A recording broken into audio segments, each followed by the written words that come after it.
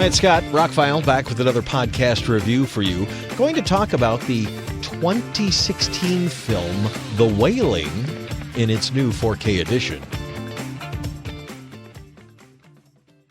South Korean horror movie, 2.5 hours long, subtitled. If that doesn't sound like your cup of tea, you could probably tune out now. I thought it was great. It's critically acclaimed. It was commercially successful. The movie was made on an $8 million budget and went on to gross $51+ million. That's great.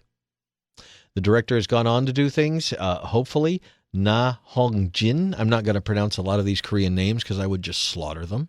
But anyway, this was a movie I heard about when it first came out because it was one of those critical acclaim movies. You know, every year there's one or two of those horror movies that like Talk to Me or Midsommar, It Follows, whatever. Foreign films, U.S. films, every once in a while, every year, there's like one or two horror the movies that just come out of nowhere that somebody goes, this is really good.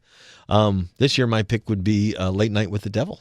I think that was a movie that was made for like $1 million, and it's an Australian thing, and it's one of the best horror movies I've seen in a long time. The Wailing is a bit of a slow mover, but I didn't have a problem with it because there's a lot of things happening in the film. It tells the story of a small village. A stranger moves into town. Weird things start happening with people. People die. People kill each other. Does the stranger have anything to do with it? Do they not? What do we be afraid of? That's kind of the theme of the thing is you're not really sure what to be afraid of.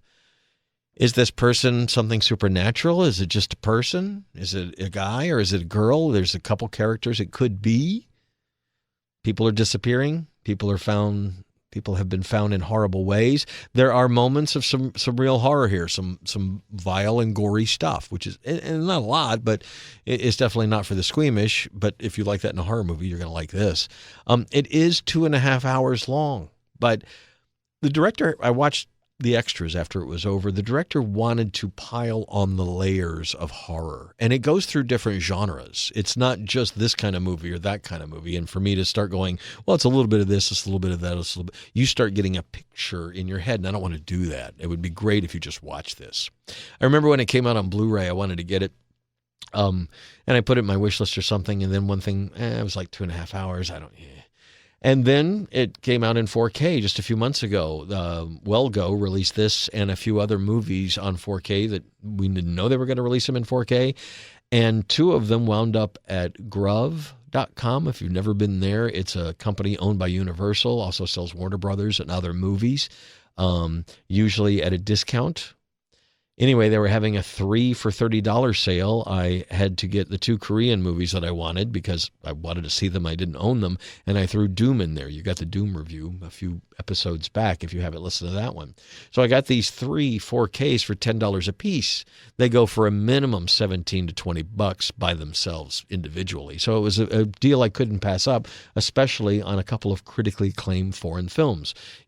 If you're a collector, you know how hard it is to find foreign films at a decent price. So I started watching it. I had some time.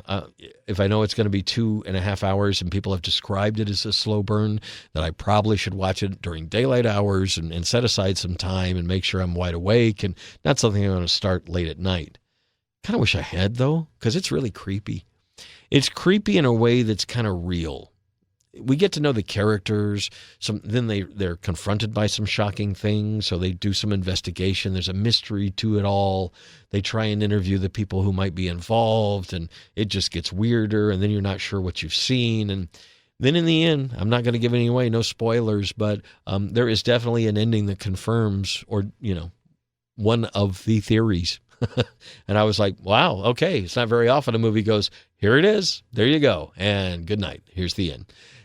So that was great. It has a great denouement, if you will, a great ending. All in all, again, like I started with, it is a 2.5 hour South Korean horror movie, subtitled. If that's not your cup of tea. No, there were not an English dub on this one for whatever reason.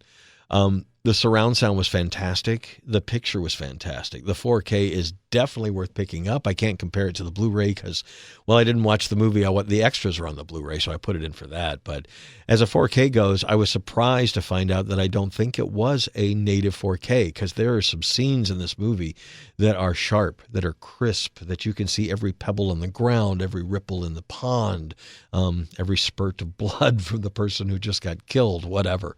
It is a very detailed and good-looking. There's a lot of beautiful photography of South Korea, a place I've never visited.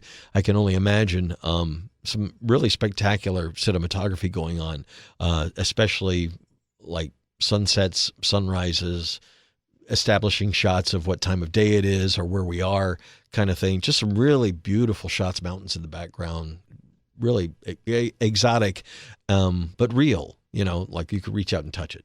4K does a really great job.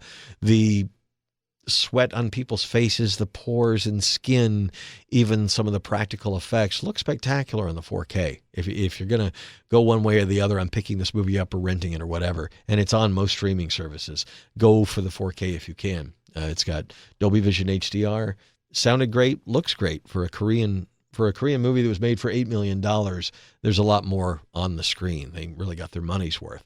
And as movies go, it got to me. It got under my skin. Sometimes a foreign film that's subtitled doesn't. You're reading the subtitles and you're watching the performances and you accept it as a movie. And even some of the foreign horror movies I've watched, they're just not as horrible to me because it's harder to suspend disbelief when you're reading the subtitles and that kind of thing. But this one, I'm reading the subtitles and looking back up going, oh, yeah, that's kind of disturbing. So I dug it. The Wailing, if you're into, South Korean horror movies that are 2.5 hours long and subtitled, is definitely worth watching. I really enjoyed it. And it has a nice, dark, but resolute ending. You know exactly what happened and what went on. So I kind of like the 70s nihilistic or mysterious endings, but this one definitely has a good horror movie ending, and we really don't need a sequel. Although I read that there was a deleted after credit scene they could have